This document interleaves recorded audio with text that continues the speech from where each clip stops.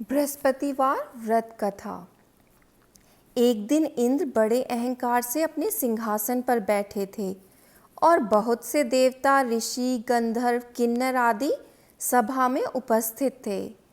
जिस समय बृहस्पति जी वहाँ पर आए तो सबके सब उनके सम्मान के लिए खड़े हो गए, परंतु इंद्र खड़े न हुए, यद्यपि वह सदैव उनका आदर किया करते थे। बृहस्पति जी अपना अनादर समझते हुए वहाँ से चले गए।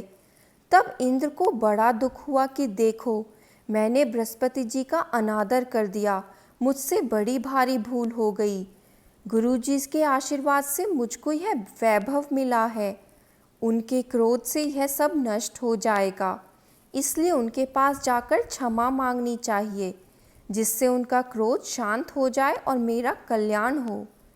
ऐसा विचार कर इंद्र उनके स्थान पर गए। जब बृहस्पति जी ने अपने योग बल से जान लिया कि इंद्र क्षमा मांगने इधर ही आ रहे हैं, तब क्रोधवश उनसे भेंट करना उचित न समझकर अंतर ध्यान हो गए। जब इंद्र ने बृहस्पति जी को घर पर न देखा, तब निराश होकर लौट आए।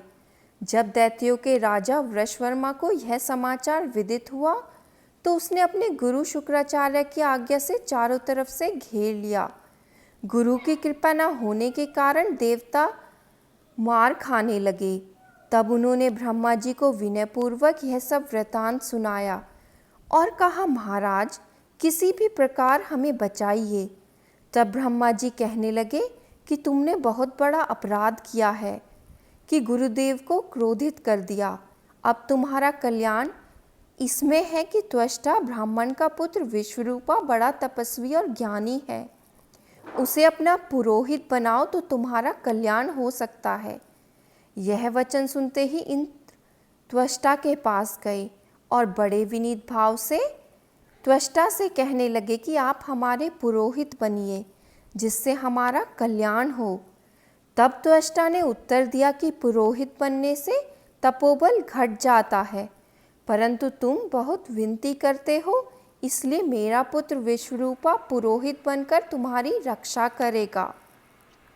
विश्वरूपा ने पिता की आज्ञा से पुरोहित बनकर ऐसा यत्न किया कि हरि इच्छा से इंद्र वृषवर्मा को युद्ध में जीतकर अपने इंद्रासन पर स्थित हुआ। विश्वरूपा के 3 मुख थे। एक मुख से वह सोमपल्ली लता का रस निकाल पीते, दूसरे मुख से मंदिरा पीते और तीसरे मुख से अनादि भोजन करते। इंद्र ने कुछ दिनों उपरांत कहा कि मैं आपकी कृपा से यज्ञ करना चाहता हूँ।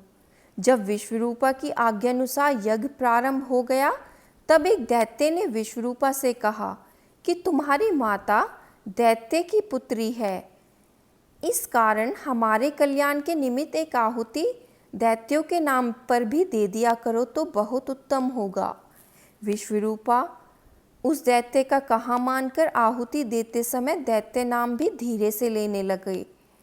इसी कारण यज्ञ करने से देवताओं का तेज नहीं बढ़ा। इंद्र ने यह वृतांत जानते ही क्रोधित होकर विश्वरूपा के 3 सिर काट डाले। मद्यपान करने से भंवरा, सोमपल्ली पीने से कबूतर और अन्न खाने से मुख से तीतर बन गया।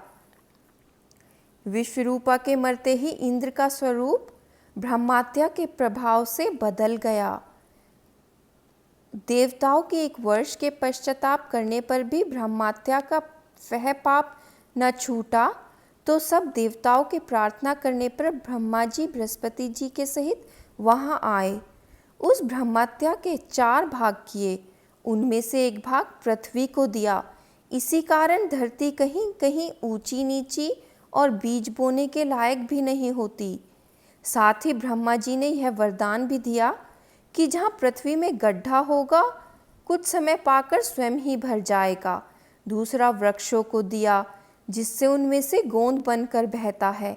इस कारण गूगल के अतिरिक्त सभी गोंद अशुद्ध समझे जाते हैं। वृक्षों को यह वरदान भी दिया कि ऊपर से सूख जाने पर जड़ फिर फूट आती है। तीसरा भाग स्त्रियों को दिया। इसी कारण स्त्रियां हर महीने रजस्वला होकर पहले दिन चांडालिनी, दूसरे दिन ब्रह्मघातिनी और तीसरे दिन धोबिन के समान रहकर चौथे दिन शुद्ध होती हैं और संतान प्राप्ति का उनको वरदान दिया। चौथा भाग जल को दिया, जिससे फैन और सिवाल आदि जल के ऊपर आ जाते हैं। जल को यह वरदान मिला कि जिस चीज़ में डाला जाएगा वह बोझ से बढ़ जाएगी। इस प्रकार इंद्र को ब्रह्महत्या के पाप से मुक्त किया। जो मनुष्य इस कथा को पढ़ता या सुनता है उसके सब पाप बृहस्पति जी की कृपा से नष्ट होते हैं। बोलो बृहस्पति भगवान की।